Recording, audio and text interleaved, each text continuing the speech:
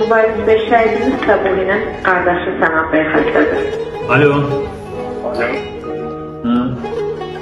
Sənan qardaşım. Bəli. Salam, sizi rahatsız edən Mübarizdir. Almali şirketlər grubunun sahibi.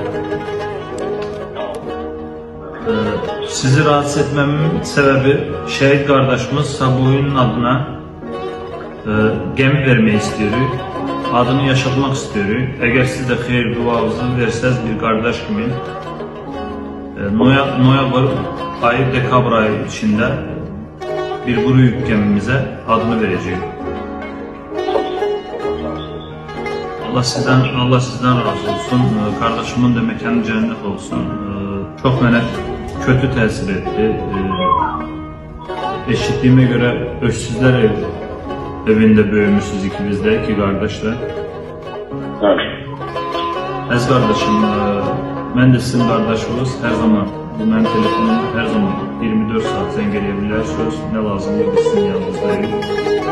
Sizden xahişim ne şekiller varsa hörmətli qardaşınızla bağlı, Səbuhiylə bağlı o şekilleri mənim köməkçim Fidan xanımla paylaşın. Gəminin adını da törən günü də gələ bilsəz çox sevinirik. Gəlmə bütün organizasyonu təşkil Fidan xanım edər.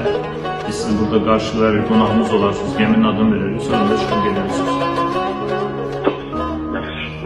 Oldu əziz qardaşım, öpürəm, bağrıma basıram sizi. Allah sizden razı olsun.